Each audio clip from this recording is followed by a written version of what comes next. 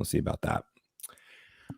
I'm going to start off with the intro because last week we went like 30 minutes before I realized we never introduced ourselves. Welcome to Reformgelical, where the Reformed and Evangelicals meet. I am joined by Ol AD. Ol AD, how you doing today? I'm doing okay. How are you?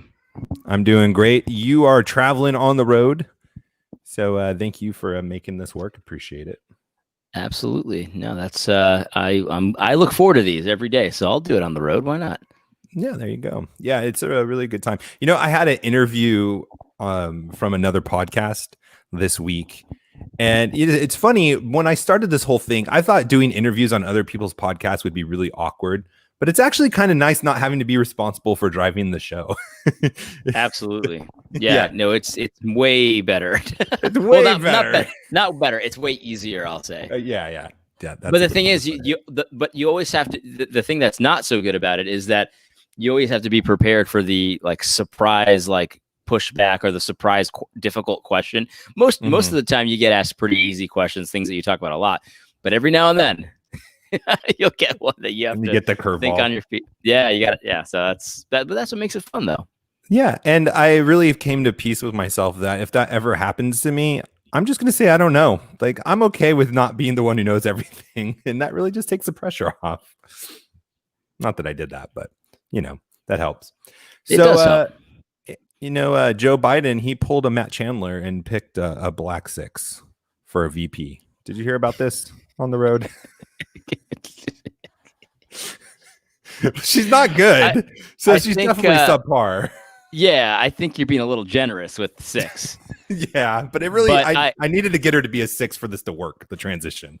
Right. But I get what you're saying, and yes, that is very much the case. It's pretty amazing. The selection is so perfect for so many reasons.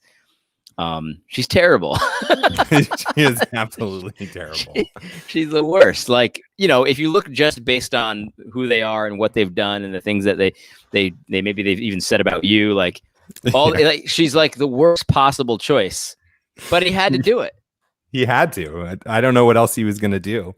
I bet you he reached out to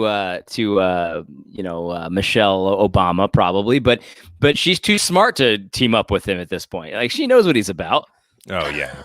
So she would never do that. Yeah. Which I'm really thankful for, because I am really scared of Michelle Obama. I think people love her and would be more than happy for her to be president. Oh, totally. I think she would win, probably hands down. However, you never know. You never know. I know, seriously. That's something 2020 has taught us. You just never know what's going on. But yeah, no, it's perfect. She's just the worst in almost every way. There's so many weird things about her. Just even her track record is terrible. Her personal morality is horrible. It's. I was talking to my wife in the car on the way to my mom's house, and it's this is the reverse of Trump last time, because the big criticisms from evangelicals, he's been accused of sexual assault, and he had that was it the hot mic where he the video was saying on the bus. Yeah, right, the audio of that or whatever. But Biden's the same way. He's got tons of credible accusations, and he's on video sniffing young girls' hair, underage girls even. It's just so creepy. And it's he's the opposite world. And then but he cheated on his wife. Well, now, Kamala Harris has done that. It's the opposite. So it's and people would say, oh, Trump's crazy. He's not well. I heard a lot of people say he was mentally sick or something. They were going to impeach him on that. They were trying to impeach him on that before the whole Russian thing took off. I have someone that was very close to me that's kind of stabbed me in the back since then. But he used to always say, it's so serious though. Have you seen it? He's mentally ill. And I'm like, I didn't know what the heck he was talking about. But now Biden is clearly mentally unstable. He doesn't even know where he is half the time. It's on video. Right. With Trump, it's just well, I just think he is. But with Biden, he talks nonsense. He thinks he's still in 1967. Yeah. So I'm not making fun of the guy. Look, everyone's brains go haywire at some point. But it's but he can't be president though. But it's so. But the thing is so now it's reversed. So now all the criticisms that we couldn't vote for Trump for, the evangelicals I mean, do you think that they're going to even dare say the same thing about the Dems? Obviously not. Mhm. So Yeah. so God set this up perfect. I mean, he's put a mirror image of Trump, except everything terrible. There's no redeeming qualities. This is like, you know what I mean? Someone in the chat said they just had to explain the Biden Matt Chandler joke to their wife. Yeah. Oh man. Yeah. Well, and then I don't remember hearing this myself, but somebody was saying that that Kamala Harris was one of the women who said, "Well, listen, I believe his accusers. I believe the women." And so now, but now she's teaming up with him. So it's either like she didn't really believe him, which I'm sure that's probably the case, and she was just saying it for show, or she does believe him, but she's like, "Yeah, but I can still work with him." Yeah, opportunist for sure. And you remember she was also the one who was like, I was that little girl on the bus when he was working with the segregationists and things like that. And that was one of her big moments where she actually had some poll numbers. Yeah. Yeah. I just love God on this so much. Like, seriously, 2020, all of the chaos, all of the destruction, and you really just go down a few layers and you see what God's doing. It's absolutely amazing. The Democrats going to Democrat, the progressives are going to progressive. They're going to do their thing. But I'm just really curious if we're going to hear any Christian leaders come out and still have this kind of, well, you got to vote your conscience either or, because everything they've said about Trump is now Biden and Kamala. Yeah. Except way worse. And way more obvious. Like people always say, well, this is another example. It's the same thing. It's just so perfect. Trump is so corrupt. He's been coordinating with foreign assets and things like. And it's like it's all speculation. There's no evidence for it at all. But then on the other side, it's like, yeah, but it's clear that he's done this. Like Biden's done the exact same thing, and we have documents about it. So it's perfect, because not to say that you shouldn't vote for Biden for these reasons. I'm not saying that. I'm not saying that at all. What I'm saying though is that the evangelicals who made this case are now stuck either reversing the case or eating crow and saying, hey, these guys are the same. Yeah. Which I think that's the route they'll go. Sorry to interrupt. Yeah, no. Sorry. What I think they'll do is they'll soft, hey, you probably shouldn't vote for Biden because of these reasons, but they'll do everything in their power to get you not to vote at all or to not vote for one of the two. Mm-hmm. Because if evangelicals don't go for Trump, it doesn't matter who they go for. He's not getting elected. You know what I mean? Mm-hmm.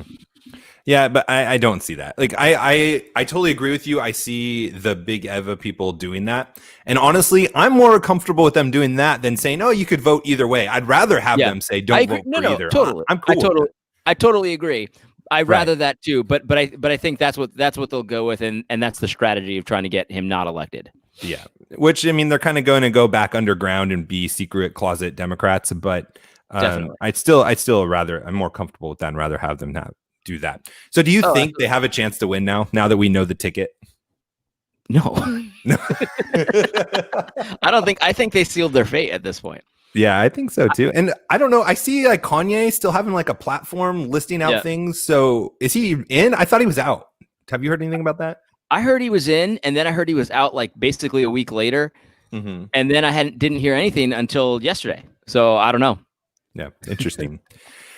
2020 never disappoints. I remember when the coronavirus thing was a few weeks in, and we were starting to think like, oh my gosh, is this all we're going to ever talk about for the rest of the year? And 2020 hasn't let us down. There's been plenty of content. Yeah, there sure has.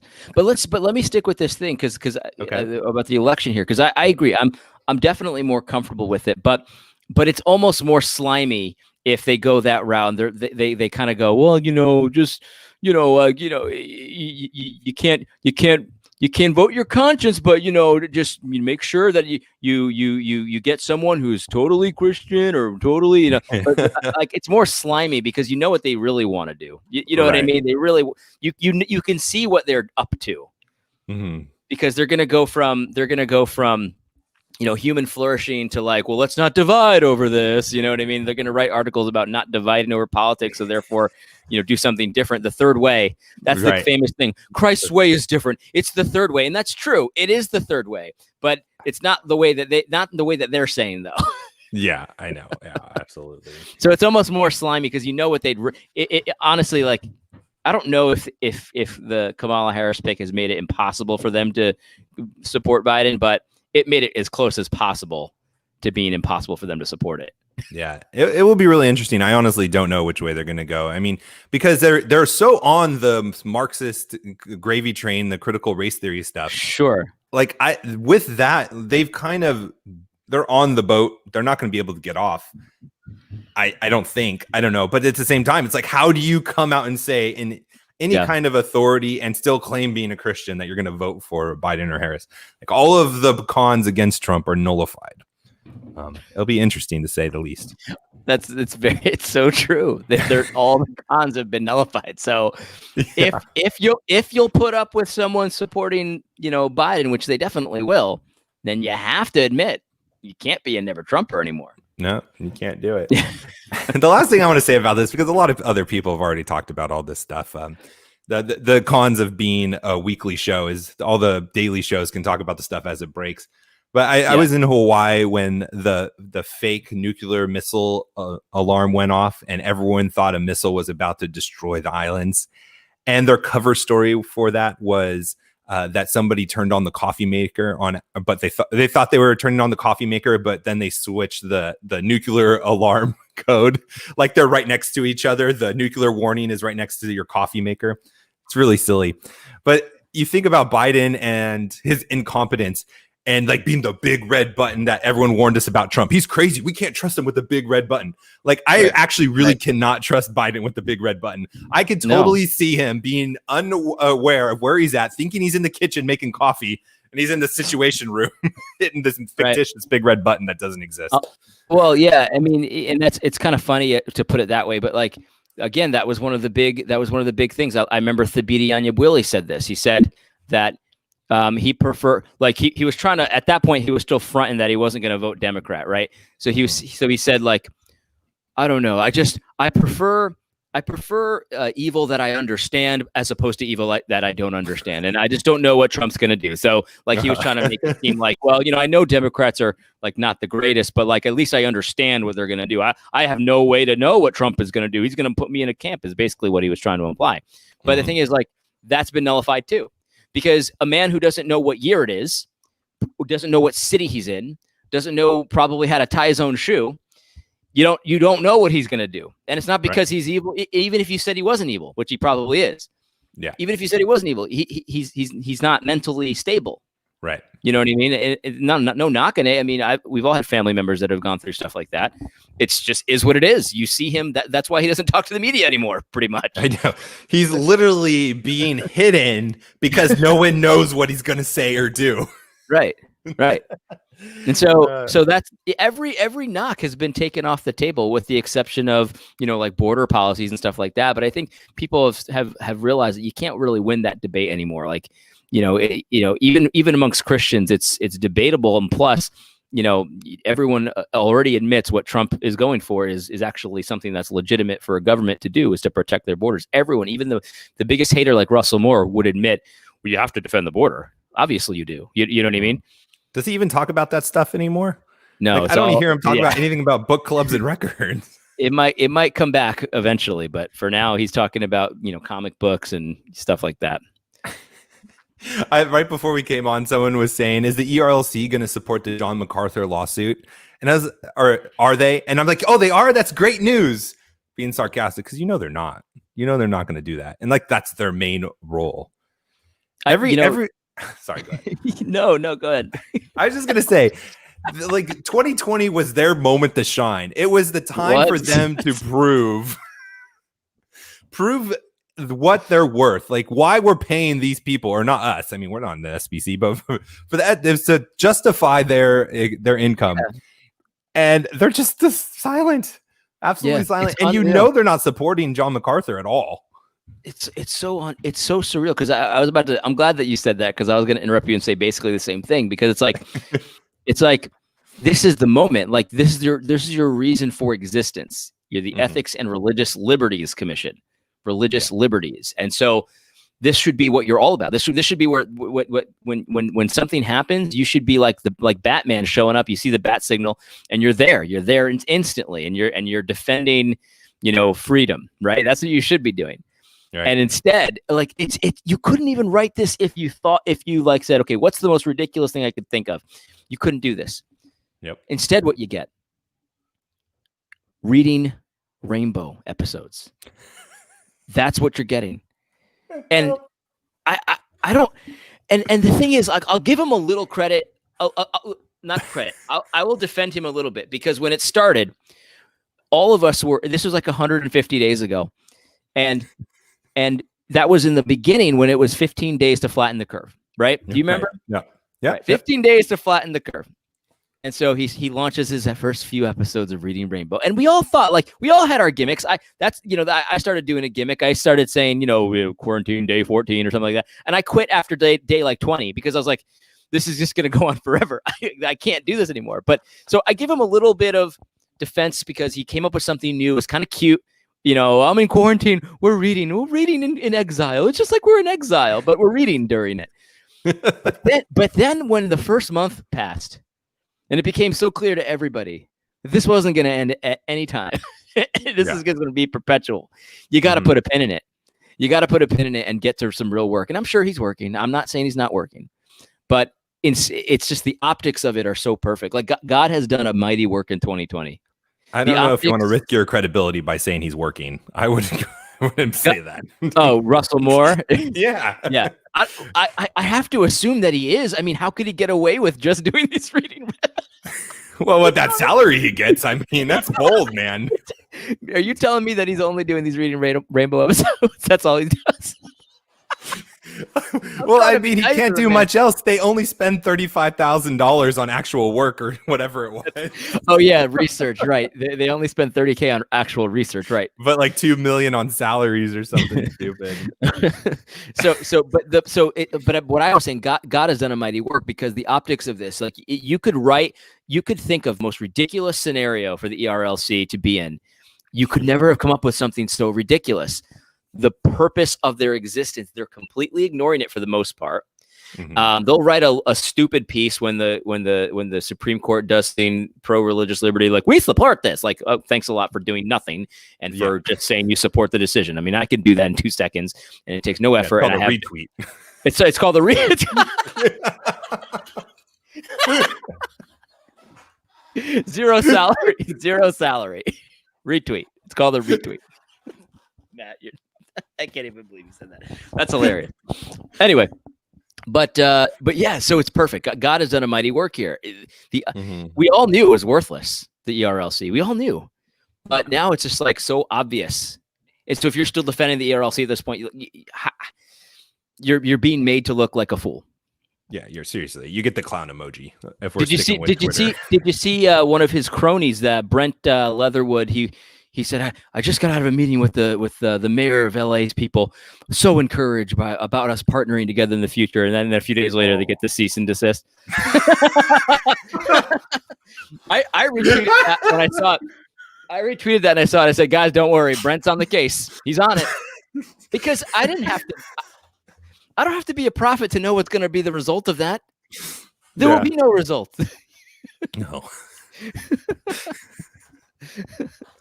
Oh my gosh. But you're so right. Like, God has set this up. The election is set up perfectly. Yeah. He's done so many things. I saw somebody say, maybe this was you, Matt, that I stole this from. I don't know. But God, in 2020, God has made it so perfectly crystal clear what people believe. And you can say you believe something all day long, but it's about how you act. It's about what you do. I always use the example when I'm teaching about what faith is all about, and it's just an analogy. But like, I can tell you, I have faith in airplanes. I believe that they'll get me to my destination. But if I never step foot on the airplane, you don't actually know if I have faith or not. You don't actually know if I believe it's going to take me there or not. The only way you know is when I get on and I say, yeah, I'm on this plane because I know it's going to get me to Florida. You know what I mean? Right. I'm not going to Florida, by the way. You will someday. You're coming. But that's the thing, man. I know.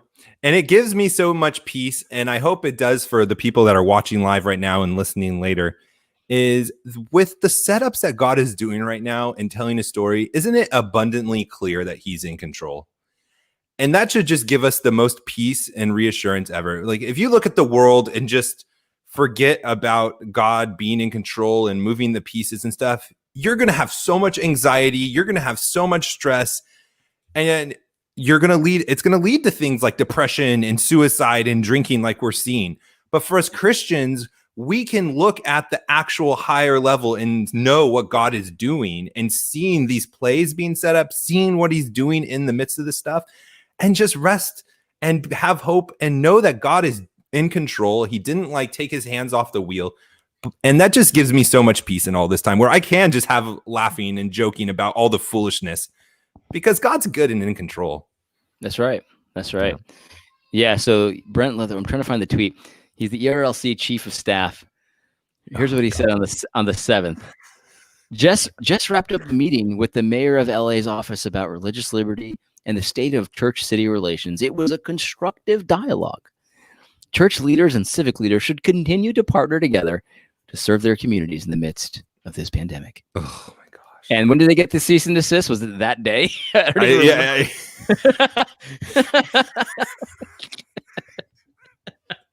So bad. You can't write this stuff. It's just so perfect, you know. It's so bad. And honestly, the only thing I've ever heard, he did 80 or not 80. Sorry, I don't mean to associate you with Russell Moore. The only thing I heard him say about it all was that it was just a misunderstanding, that these people weren't purposely doing that. Do you remember that? That was like 2 months ago. The governments were just having misunderstandings about what churches were doing. And here we are now, where we are having to have church services in defiance, that we're having lawsuits, that we're being threatened with jail time. Like Russell Moore, that was, as far as your vision went, that it was misunderstandings. Like, what are you doing? And why do we have you in that position? It's yeah. So you're so right. It's just been so perfect, this whole situation. It's not. I mean, I wish like we weren't in this situation, but yeah, it's. I'm glad that it's here, because I want to know what people believe. I want to know what people who profess Christianity actually do believe. You know what I mean? Mm-hmm. That's helpful information to have for all of us. Absolutely. Speaking of information, when we were talking about the flattening the curve, the 14 days, we were going to shut down for 14 days, and then we were going to get back to normality. Steve Deace, he's been doing a great job. If you guys are looking for facts and studies and analytics on the data itself, I would recommend you guys follow him. But he said, as of today, which is the day of this recording that he posted this, 150 days after the 15-day flatten the curve, 150 days, 3% of ER visits are from COVID symptoms. 1.9% of active cases are hospitalized. 0.014% of Americans are hospitalized with COVID. Only 0.7% of Americans are currently a positive case. And the median age of death from COVID is 78, which is the average life expectancy in the U.S. We've conducted 41 million more tests than the next closest free country. So did we flatten the curve? Like, how much more flat does this curve have to be? He's asking.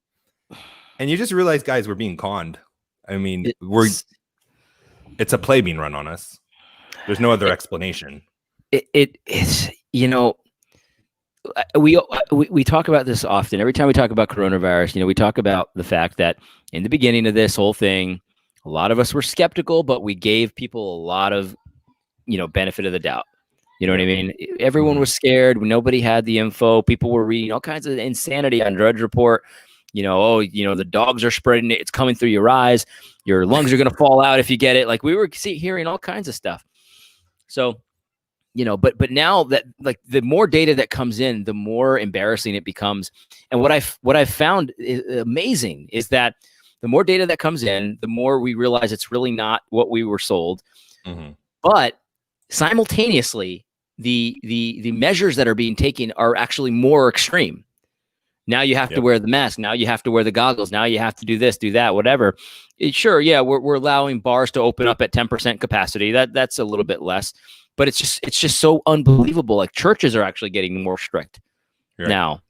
And it's just so hard to understand. But at this point, like, if you're being conned by this, like, it's on you now. You know what I mean? We all got conned. We all fell for it in the beginning, to some degree. But now it's on you. Like, you gotta have a little more sense of what's what. I mean, you don't have to be an epidemiologist to know that those statistics that you just read, it's not the Black Death, right?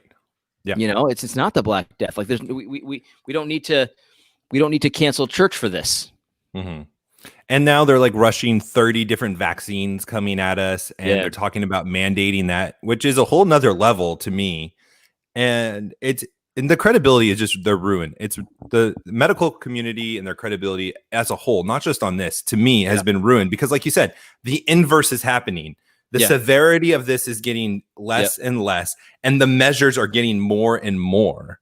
Yep. And I was talking with my wife about this the other day. It's like, how can we trust these very same people that are running these plays on us, pushing these vaccines, talking about this, how it's going to be 20 million deaths and all this stuff, are the same ones saying, hey, inject these 100 things into your kids or whatever, 10 things in your kids. And I'm not an anti-vaxxer, but I vaccinated my son, and Emily, or my daughter, she's coming up, and I'm just thinking, like, how can I trust them? Like, I seriously, as a steward of my children, how am I going to have confidence in the medical community? That's I understand. And Matt, let me just say this, we have fun with conspiracy theories and stuff like that. Like I do have fun with conspiracy theories. I can read about aliens all day. I can read about flat earth conspiracies all day. It's fun. That's fun to me. You know what I mean? And if we didn't really go to the moon, it doesn't affect my life. That's funny to me. Like that's really interesting to me. What scares me to death is exactly what you just said, because at the end of the day, it doesn't scare me to death. But what gives me anxiety is this medical community. They don't appear to have people's best interest in mind at times. Sometimes I feel like they do, and sometimes I feel like they don't. And so it's like, this is what makes me upset, because the next pandemic that comes out, maybe it will be serious, but who's going to believe them? Why would you? Why would you at this point? Mm-hmm. And it's like, I'm sure these vaccines are great. The ones I give my kids. I'm not an anti-vaxxer either. I'm definitely going to be an anti-COVID vaxxer. There's no way I'm getting the COVID vaccine. Yeah, there's no way. Not a chance. But I'll tell you what, it makes me feel weird. Like, so why do I trust these guys again? Right. And you think about, like, even your doctor, like, you could trust your doctor, but you realize that they have to follow the consensus opinion that they're being told, or they're opening themselves up to liability. So you're putting these doctors who most of them probably do mean well. Like, I'm not going to put any dishonesty into local doctors, but they're going to be faced with a choice. Do they go do the research, and then they say, oh no, I'm not comfortable with giving these vaccines and medicine that the whole medical community recommends. And then if something happens, I'm going to get sued and lose my living. Yeah. Or am I going to just go along with it and do what I'm told? Like, doctors what do are you in a weird think position. they're going to do? Weird position. Good doctors are in a weird position. I have a doctor, well, when I used to live in Vermont, that I considered a good doctor. He was a very realistic guy. And, you could tell he was kind of like a fight the system kind of guy, but, he's playing ball. Right. So he kind of looked like a hippie too. I bet you he was a hippie. But anyway, so I go to the doctor, and, he does a blood work, and he pulls my blood, and he compares it to my old blood, and he says, hey, Adam, it's obviously you're very healthy. What are you eating? Mm-hmm. And I told him what I was eating, because I was doing ketogenic diet. And so he said, this is what he told me. He said, let me repeat. It's obvious your blood, it's very healthy, but you should consider maybe adding a few, grains and stuff like that, and maybe a Mediterranean diet. So basically what he was telling me, and I could see it, the way he was looking at me, I could tell what he's saying was, keep doing what you're doing. Right. But I have to tell you this. You know what I mean? It was one of those. And so he's in an impossible situation, because he has to do that. Right. He has to say, look, all the evidence is that you're fine, but I got to tell you to change your diet, because that's what I have to do. You know what I mean? Yeah. And like, it doesn't give me any joy to bag on these people or to just put forward the skeptic perspective on it. But it's something we need to recognize as parents and realize the drivers that are going into these decisions that are impacting your children. Yeah. Especially when you're going to be faced with, are you going to get a vaccination for this disease or not? That's been rushed, that may be live versus dead. Like, there's a big difference between that and vaccinations. And where are they coming from? Who's making them? How fast are they making them? Are there going to be more mistakes? What are the controls? And what testing? What are the long-term effects? These are all questions that we, as stewards of the children God gave us, that we need to be thinking about, and not just going along with it because it's easy. Yeah, I think yeah, you're so right. The hydroxycut thing, I think, has probably ruined me forever when it comes to pharmaceuticals and stuff like that, because because I'm not against pharmaceuticals, Mhm. whatever. But the way that was handled, it was like the wrong guy promoted it, and so it became banned. And it didn't matter what the qualifications were of people who were saying, I would take Yeah. it. Mhm. I would give it to my father if he had COVID. I've seen it work many, many times. I know it's not for COVID, but I'm going to use it. I'm going to prescribe it to all my patients. It didn't matter who was saying that. That was banned. And if you said that, you were evil, and you get demonetized, whatever it is. I mean, I call it hydroxycut as a joke, but if you say the actual word, you get demonetized, you get banned, you get Right. blacklisted. And it's like Mhm. that the way that was handled was so shady. And so I have to imagine that they know that's just how they handle things. That, you know what I mean? Like they move quick on that. They knew exactly what to do to shut that Mhm. down. Why they wanted to shut that down, the motives are up to somebody else. But the thing is, that's how business is done Mhm. in the medical community. They Yeah. shut down any kind of opposition research. Right. That's how we end up with a food pyramid that's basically upside down the way it should be. Yeah, I know.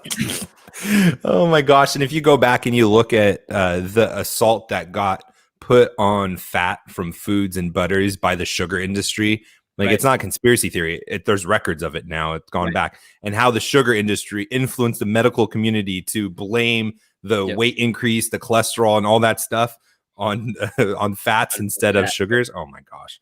Right. That's how it's handled in this industry. And so now we know this. And so what do we do with that information? I don't have any clue what to do with that information. I do know it makes you super skeptical. And I don't want to be totally skeptical of everything, but you kind of have to be. Yeah, absolutely. And I know what I do in some sense is I'm not just going to eagerly agree and be a yes man to anything my doctor recommends. Definitely. It's I am responsible for my kids and myself, my body, my family. I'm going to look to them as consultants, not as the authoritative figure and the end all in my life. That's the key right there. I think, man, you hit the nail on the head. They're not your God. They're not your father. They're you hired them, and so you take their advice because their advice is valuable to you. But it doesn't mean that what they say is gospel. You know what I mean? It's not the Pope. Yep. Absolutely. Absolutely. So I want to go along with this. I don't know if you saw this. I posted this to you like 6 hours ago, and it's the "Are you kidding me?" link, where on Fox News, a doctor is floating the idea for kids to wear either a yellow shirt or a yellow button that says, "Don't hug me. I'm not vaccinated yet." And then he goes on to say, once you're vaccinated, you can throw it in the trash. But until then, that's what we should do. And for one, I just love it because this is totally vindicating us talking about the small battles of taking a stand against, like the mask, right? Where we've talked about this 1,000 times, where there's more than just the isolated battle. This is a whole war. Because now we're moving on to things that literally Nazi Germany did with the Jews, blaming them for the economic crisis that the Germans were going through. And they're going to do the same thing to our children. Instead of yellow stars that say Jude or Jewish, they're going to say, "I'm not vaccinated." And you're going to have to wear that. This is the idea on Fox News being floated, not MSNBC, not some radical left-wing newspaper like The Atlantic. Fox News doctor, the doctors we just talked about have ulterior motives. It's saying put the same colored badge on your kids if they don't have the vaccine, and they can only take it off until then, a shirt, a badge. And it's like the same color, the same thing. It's you're a threat to our society and you're going to be shunned. That's what they're saying. And it scares the crap out of me. Yeah. Well, get your kids out of the schools, man. I mean, like there's no, you play by, you take Caesar's money, you play by his rules. You know what I mean? Yeah. It's so stupid. Like it's laughable on the face of it, but you're right. It is the actual proposal here. It might be a little innocuous, but the idea that we could do this and we can get away with it is super terrifying. That it's incredibly terrifying. And wasn't it like 2 months ago where bullying was like the worst thing ever we had to avoid, and bullying was the cause of all of our problems? Like, what do you think is going to happen? What do you think is going to happen in school with the stupid yellow shirt kids? Because everyone and their mother is thinking that that's some kind of a weirdo freak thing. Like you must hate people, you must hate your grandmother or something like that if you don't want to get the vaccine. Like, what do you think is going to happen then? I don't understand. Like nothing is consistent here. It's because these people are pagans and they don't have to be consistent. In fact, they hate consistency because consistency is a sign of truth, and their language is lies. So it would be uncomfortable probably for them to be consistent. Gosh, that's such a good point. Consistency requires standards that they must be held to. And the pagans do not want to be held to any standards because that implies a judgment, that implies accountability. And that's what they're fleeing by definition of being a pagan. Right. And, but then it's so twisted because, you know, that's true. They want to flee all that stuff. But then when you do that, you end up creating all that stuff because you have to be totalitarian. You have to make up. So there has to be a law. So you make up this awful law that people have to follow. So it's almost like you want to be free. So you reject God, but then you make yourself a slave. That's how you become free. Mm-hmm. Every single time. Yeah, it always works that way. That's why every person who rejects the law of God and becomes an antinomian ends up becoming a Pharisee. They just create a new law. Mm-hmm. Yeah. So good. Oh my gosh. Our listener, Daniel Spratt, he got a call from someone from the government about vaccinations and his children. And he said he didn't call them back. Very smart move and a little creepy. So let me tell you about this. I don't know if you heard this, Daniel, but on the way here, I was listening to NPR, which is basically just, you know, statist propaganda, obviously. But there were these two ladies talking about contact tracing apps, which I guess there's an app that Google released or something. And I don't really know how it works because I wasn't paying too much attention, but it's what it sounded like was that you'd have it on your phone, and it sees where you are, like, you know, your GPS coordinates, and then basically, if you ever test positive for COVID, your name goes, like not your name, but your location goes into some kind of the cloud, I guess, and anyone that you're within 6 feet from will get a message from this app that said you've been exposed to COVID and you should get tested or whatever it is. You know what I mean? So it's basically based on proximity.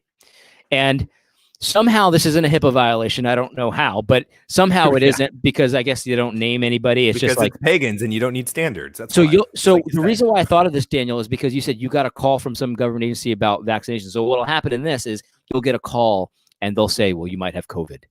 And so today you were at, you know, Safeway getting groceries and you were exposed to COVID. We know this from the app. And they're going to, you know, follow you and make sure that you, I don't know, quarantine, I guess. I don't know what their goal is for this, but I could think of all kinds of ridiculous stuff. Like, can we get a vial of your blood? We need to test this and that. Like, imagine getting a call from the government saying, like, you have COVID. And you're like, what the heck are you talking about?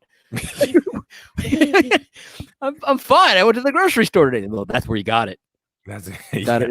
You know what I mean? That couldn't be abused. No, definitely not. That would never be abused. If if a government called me and told me I had COVID, I'd be like, just call me back in a week and let's see if that's still true. Just like the Ohio governor, who he had it, and then a week later he took a test and turns out he didn't have it. Nah, Matt, what you got to do? Let me teach you, because I'm a Latinx.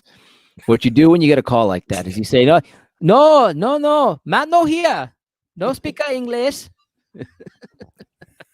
Could you imagine if I did that? Then they'd call you back in with a Spanish translator. Oh my goodness, that'd be hilarious. All right. So will Big Eva preach sermons on reasons why to get vaccinated, the requirement to become a member? I wouldn't put it past them. I don't see how they could. I don't see how they could not. I don't see how 9 Marks could argue against that. Okay, the government's mandating you get vaccinated. I don't see any logical argument. Now, they might, because they don't care about consistency a lot of the time, but they couldn't. I mean, there was some guy. I have a troll. I have a few trolls. I don't know if you knew that, Matt. I have some trolls. I think we all do. There's one troll of mine that has I'm not going to name him because that's obviously what he wants, but he's got an air of respectability about him. People follow him. I guess he had like I guess he had a viral blog about something like very endearing about his kids. It went viral. And so people really like him now. And so he thinks he's the authority and everything. But anyway, I don't know anything about the story. Somebody told me that that's who he was. But anyway, So I put out a thing that said, if the government insisted that you eat a certain diet, you know, certain amount of this, certain amount of that, would Romans 13 apply? Right? or do they not have authority over your diet? And he said, obviously you do the diet. You give me a hard one. So someone like that who thinks like that, how could they argue against vaccines? Right. If they can control your diet, they can control what you stick in your arm. Mm-hmm. And how can you argue against any vaccine? Honestly. Hey, Ted, good evening. Welcome. So we have a friend of a nurse. So it's a hearsay, but let's read this. Is interesting. She knows 2 of 20 deaths. That's just as good as what you see on TV, man. It's all hearsay. That's true. I should. Yeah. Why am I prefacing things? I'm just going to start saying it as truth. Not that I'm saying you're not telling the truth. I'm not saying you're lying. Friend is a nurse. She knows 2 of 20 deaths from COVID in our county were asymptomatic. One died of starvation from depression. I've heard of Heartbreaking. This. The mercy of the wicked is cruel. Yeah. If that is not the theme of 2020, I don't know what is. Yeah. I've heard of this, man. I think more have died from the reactions to COVID than COVID itself. Yeah. I remember when I heard about the lockdowns, maybe like the next day or maybe that week. I don't remember which, but I said more people are going to die from these lockdowns than COVID. No question about it. I remember you saying that. I don't even hesitate saying it. Definitely is true. And the thing is, like, this kind of stuff, dies of starvation, that's just, I can't even imagine that kind of thing. I mean, these people, these elderly people, because that's, you said, what did you say the median age was again, Matt? 70 something? 78. So almost 80 years old, right? Yep. People at the end of their lives, I mean, they're frail to begin with. And then, a lot of people say, when you just lose the will to live, then you just die. And so when you don't get visitors and you're just kind of kind of surviving, you're just existing, that's a one-way ticket to being dead. Yep. And it's really sad to hear, man. It's incredibly sad. And the callousness of our society's response to this has been shocking to me in a lot of respects. I mean, it's not surprising, but it is shocking still. It's that we can say things, mantras like, oh, you're not going to wear a mask because you hate your grandma. But at the very same time, they're the same ones lobbying for the policies that is killing grandmas isolated in their homes, in their retirement homes. Which, honestly, let's be honest, if you're sending your family for someone else to take care of them until they die, there's some other issues there in the first place. That's another issue. But Matt, what's so disgusting about it is that this is happening. It's an evil kind of just shows a total disregard for your grandparents or your elderly, and at the same time, it's being called loving. It's being called love. This is the thing about man's law. It inverts everything. So now the loving thing to do for your elderly, because they're the at-risk community, of course, as we're being told, the loving thing to do is to not visit them. You stay away from them, and you make sure that the only way you see them is through glass or something like that, and that's love. That's twisted, man. That's twisted. Yeah, so heartbreaking. And we know people that have had to watch their family members die, and in the convalescent, they weren't allowed to visit. There was no way they could get in to see them. Yep. That's the society we want to live in. Like, you want to stand back. Like, your freedom from God is worth that to you. Like, this is the kind of place you want to be. I mean, I guess it is. And we know it's a scam. And we know it's a scam because John Lewis dies and the stadium's packed. Right. For his death, for his funeral. So it's like, we know it's a scam. And Christians shouldn't fall for scams like that, man. We shouldn't do that. And the thing is, like, we don't fall for. I'm willing to bet that most real Christians out there that are complying with all this government stuff, that they're not doing it because they believe in it. They're doing it because their leaders told them that that's the Christian thing to do. Yeah. So I blame the leaders. Yeah, absolutely. Absolutely. And again, it's our leadership as Christians has failed us for a long time. And I think for me personally, just saying this for me, I don't know if AD agrees with this or not. I think a big part of it is all of our leaders, for the most part, are disqualified, or a lot of them are disqualified. I should say it that way. They have kids that are going off into the world. They've rejected the faith, and yet they're still pastors. And we don't call them out, and we don't ask them to step down. And it's not to say like, oh, you're a bad Christian or you're terrible or that you're a sinner yourself, but you're disqualified. It's not anything about your status as a Christian. It's God has no longer called you to be in that position, and we need to get the person that God has called into that position. And the consequence of that is you don't have a solid foundation to fight and stand against the things you need to fight about because you're compromised and you're not standing on solid ground. And this is what happens. You can't fight yourself, and therefore you don't teach your flock how to fight. Listen to this loving policy. So Dan Spratt says his wife, her grandmother, who is healthy and 95 years old, is currently locked in her room and is fined if she walks in the hallway after hours without permission. I'm assuming that's what that means. And they can't visit her, or she will be expelled from her place, which is where she wants to be. She wants to live in this, I guess it's probably a retirement community or something like that. Right. She wants to live there. And if they visit her, she'll get expelled from her house, and she has to stay in her room, and she can't walk around. And like you said, that's the mercy of the wicked. Mercy of the wicked. Yep. And but Ed Stetzer supports it. So hey, your conscience is eased, Christian. Yeah, don't worry. And the ERLC's had some really good constructive conversations with the government. Very constructive. Right? Yeah, it's a constructive conversation. I'm sure it'll lead to basically the same place it led in LA with some kind of a legal order. Mm-hmm. Man, I wish I had the timeline of that. I bet you that letter. I bet you the cease and desist came out that day. Dude, I bet that cease and desist letter was written pre-meeting, all ready to go out. Because those cease and desist letters take some time. They're not just like templated up and gone. Right. He's very constructive meeting. Maybe he constructed the cease and desist. Yeah, maybe.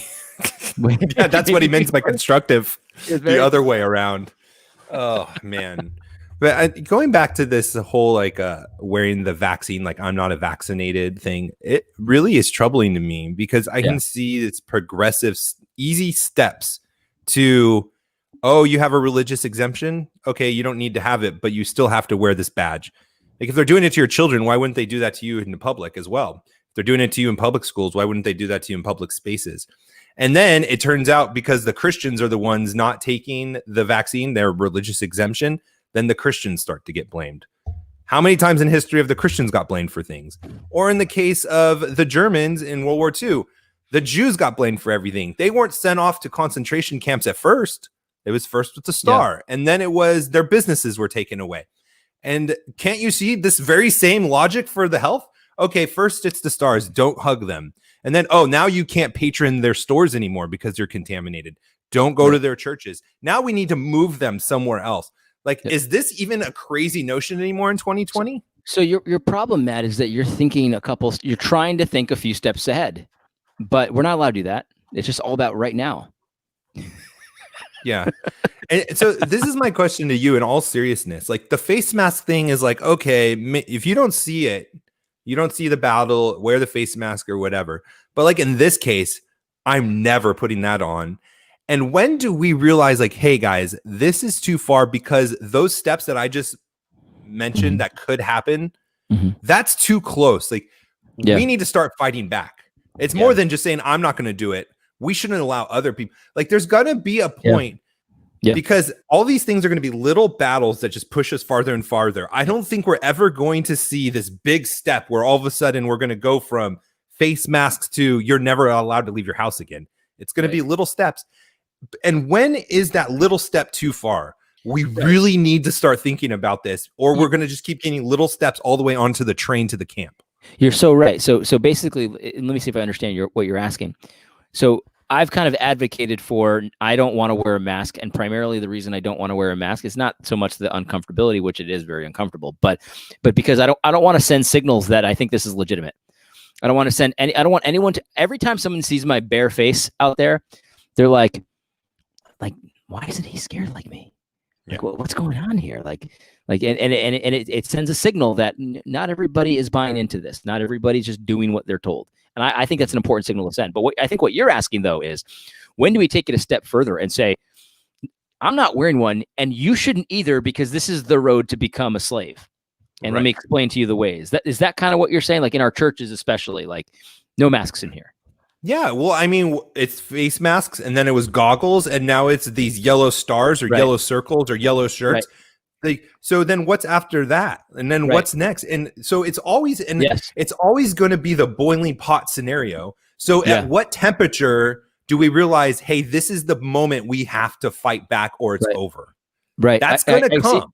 I see what you're saying. No, I definitely see what you're saying. That's going to come. And I think it has to be, we have to be prepared to just get rid of it all. So, let's just say you decide that the yellow shirt with the, I don't know, let's just put a cross on there just to make it extra Nazi-like. Yeah. Yellow cross. You have to wear it if you're not vaccinating or whatever. At that point, we should say, no, we're not wearing it. And we're taking off the goggles and the mask and all that stuff too. Yeah. And we're not social distance anymore. Like you just have to, you have to be willing to just rip it all off like a Band-Aid. It's got to be the guy. It's got to be the kid that says the emperor has no clothes. It's not like, it can't just be like, well, I don't really think his clothes are that great, knowing that he's naked. You know what I mean? Like everyone else around you is saying the clothes are great. And you're like, you see that he doesn't have any, but all you say is they're not that great. No, you have to actually be the one to just go all the way. You know what I mean? Yeah. Mm-hmm. I see your point. Totally agree with you. We need to think about that. I think that's the exact plan. That's the exact thing that we need to do is when we feel that point has been hit, it's all got to be thrown off. And it's like, I'm going to go to jail. I'm going to get fined, whatever it is, because it's going to be the boiling pot scenario. It's either you're going to be reprimanded or punished for the little thing, or we're going to get so far down the line that the pushback at all is going to be way too costly. It's going to be your life or something to that effect. Daniel Pratt, but look what he said here. Let me let you finish, and then make sure we go back to him. I'll let you finish. Okay. I was just going to say this. And for me, just to make tangible, like I don't want to be abstract. I want to be helpful and constructive. For me, I really believe that the mask is the last point where I'm not doing that. So to me, for me, I'm not wearing the mask. If people want to wear the mask, that's fine. I have like 6 reasons why I'm not wearing the mask. One, like what you said, the image, the optics of it, the stand that it makes, the differentiation from the world it makes, but also from a health perspective, those things are disgusting. They carry bacteria. They don't help. There's no evidence that it works. Like there's a plethora of things, of reasons why I don't do it. Yeah. The next step, whatever that is, goggles, stars, shirts, any of those things, I'm done with it all. And I'm telling everyone else to do it too. And I'm going to lead the charge, and whoever wants to follow me can do it, because it's going to be the boiling pot, guys. And we really need to start understanding the plays being run. It's not about a colored shirt. It's not about a white face mask. It's about where that's leading us. Mm-hmm.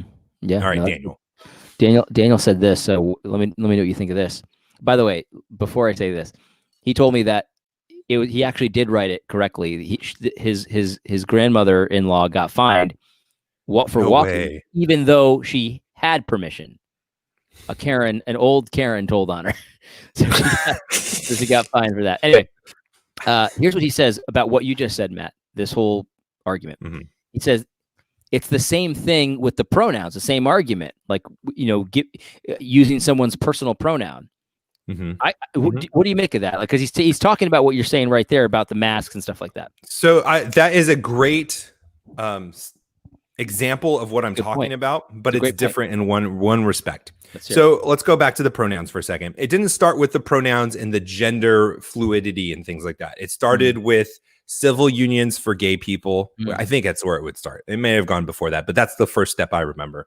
Civil unions, then gay marriage, then you'll bake the cakes, then transgender, then transgenders will teach your kids, and then there's no gender whatsoever. Now, I might have missed some steps in there, but you see, those were all like blocks of time that we were fighting battles of the degeneration of our culture, that we were the progressives were pushing towards something. And now we're here where no one can say their name.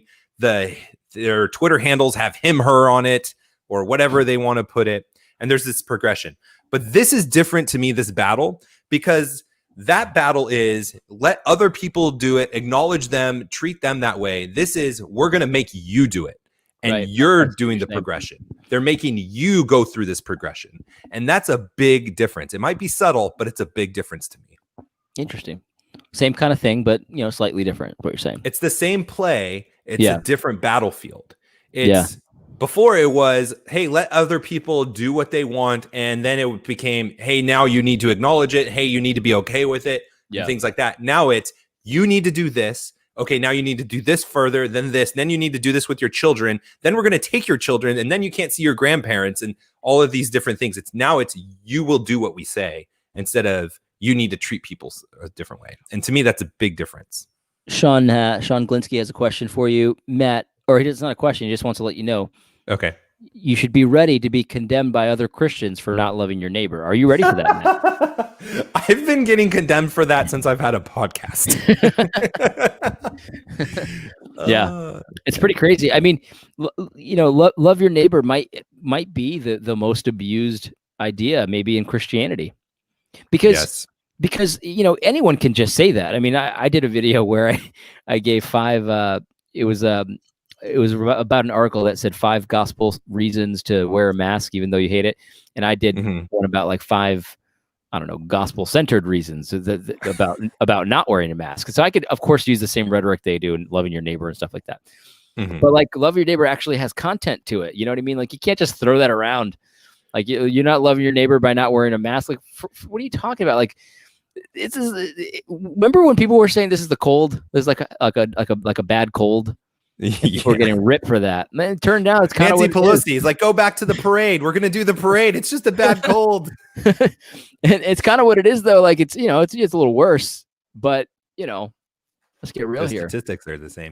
The problem, the reason that happens.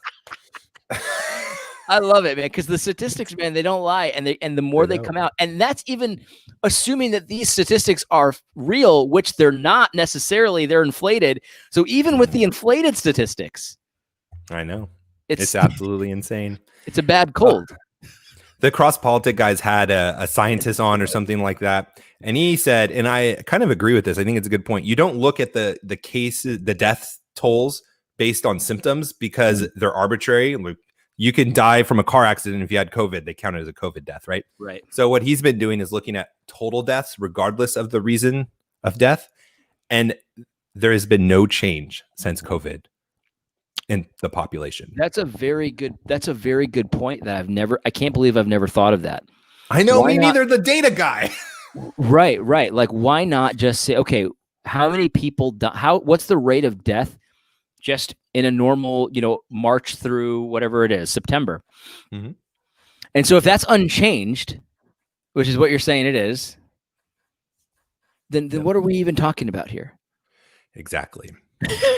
I want to go back to, I know, it's insane, dude. And yet we're wearing badges and masks and goggles and all of this stuff too.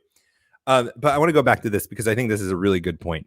The reason that love is being weaponized like this is because Christians treat love like the pagans treat gender. It's fluid. It's whatever you want it to be. There's no concrete definition of what it is. It's whatever you feel like, that's what it is. Christians are treating love like pagans treat gender. And therefore, you can say whatever you want. Oh, you're not being loving because you don't fit my standard of what love is. Oh, you said something harsh to someone. You told them they're in sin. That's not very loving. Didn't Jesus say to love your neighbor? Well, he did. We are to love our neighbors. But there's a specific good definition of what love is, guys. That's just like there's two genders. and we know this, from none other than the Democratic presidential candidate who decided that he had to pick a woman for his Wouldn't you know it? He figured out how to pick an actual woman. Yeah, that's amazing. I'm not the bigot. It's Biden. You can't blame me for what Biden said. Mm-hmm. Absolutely. You probably sniffed your hair so bad the other night. Was that one of the tests for VP? I have to love your smell. Just smell your hair. She'd be obviously all about that. I mean, whatever it takes. She's an opportunist, man. She's an opportunist. Oh, man. Right. Well, the last thing I want to end with, because I don't want to end with that, is I just want to say and encourage you guys with this. I have yet to see somebody who's relied on the Bible and been biblically based and rooted in the foundational truths of the gospel. I have yet to see someone like that be treated or it turned out for them to be foolish. I've yet to see them be made a fool from doing that. So if you're unsure about what's going on in life, get into the word, be praying, and stand on that foundation, and you're going to be all right. You're going to be on a solid foothold, and you're not going to be made a fool. I promise. Good stuff, man. Thanks for dealing with my tech here. This is not ideal, but we'll be back in the saddle next week. No, I think it actually turned out really well. So saying good night. Thank you for everyone who is listening and watching and interacting. We had a pretty good crowd today. I really appreciate it. If you feel so inclined and you want to support us, you can go on to patreon.com/reformgelical. You can see the recording of the show Fridays on YouTube and wherever you listen to podcasts. Until next time, you can see us next week, Thursday, 7:30 p.m. Eastern time. Daniel Spratt's on fire right now. We got to end this show, but okay, what did he say? He's talking to me, I think, when I said about a woman, and he said, "Don't you mean an individual with a cervix?"